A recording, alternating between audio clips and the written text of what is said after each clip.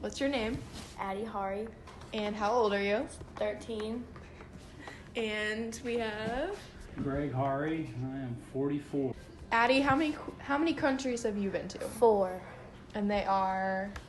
America, Hong Kong, Thailand, and Vietnam. And Greg, you've been to. 33 countries. You spend the longest time in. Hong Kong.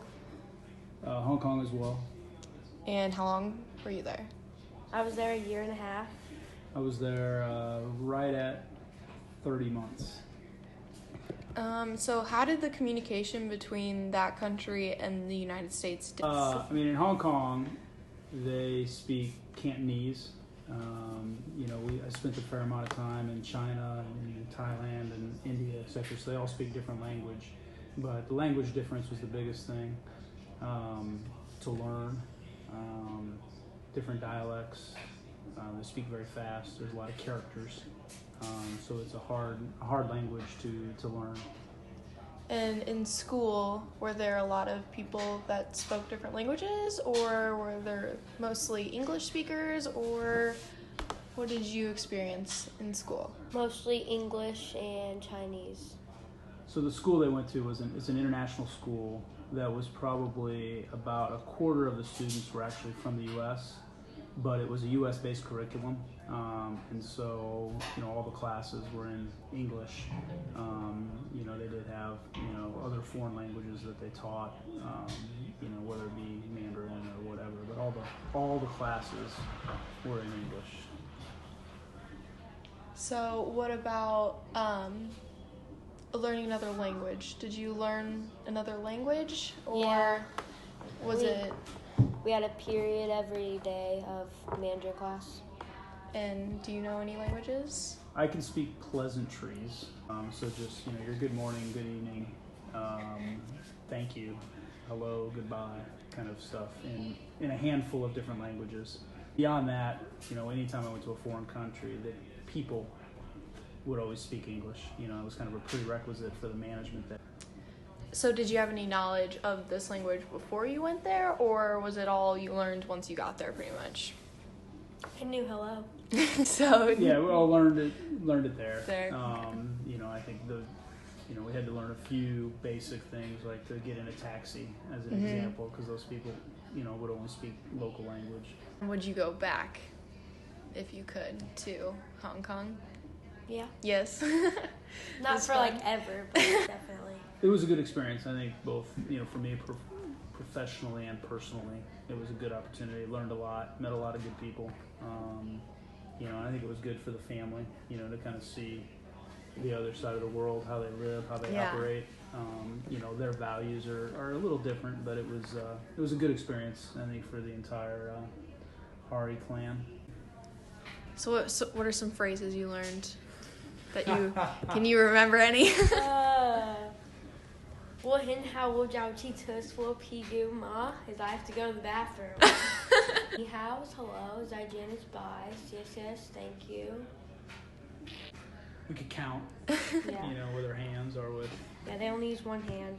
you can count to 10 with one hand. All right, so what did you learn from these other countries when it comes to talking to people with a different first language compared to you?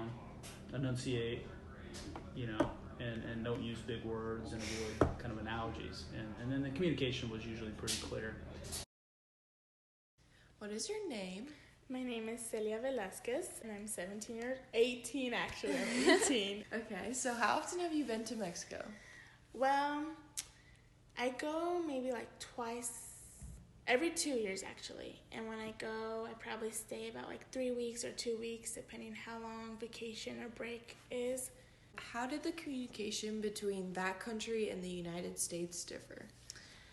Well, from my perspective and from what I've seen, in Mexico they have more manners in a way, and they are very more polite to their elderly. In Spanish, we speak faster than in English. That's from what I've seen. Okay, so were there more people that could speak English as fluently as you? No, there might be one random person out there, but it's very hard To learn English in Mexico, you have to pay so much money, and poverty, like, down there is really bad. So it'd be more like upper class. Is it easier for you to speak in all Spanish, or would you rather speak in all English?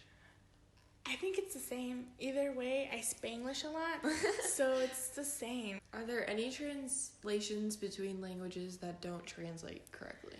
Names is a big one. Not all names can translate. What is a common misconception when it comes to the Spanish language that most English speakers mess up? A big thing is they like to add an O at the end of every word and believe that's Spanish. Honestly, if they try, I think they understand, but if they don't, they'll just add an O at the end. What's your name? Jillian, And how old are you? 9. And what country have you been to? Hong Kong, And how long were you there? 2 years. Where did you go to school? At a Hong Kong school. So at that school, did they speak English or did they speak Mandarin or Cantonese, or what did they speak? Mandarin. What did you have to speak in class? English. Were there any times where you didn't know the language and somebody was speaking to you and they didn't know Yes. English? What happened? Tell me about it. I would have to have someone speak to them for me.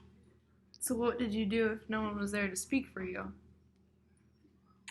I wouldn't understand. All right, is there anything you would like to say about not knowing another language while being in a different country? No.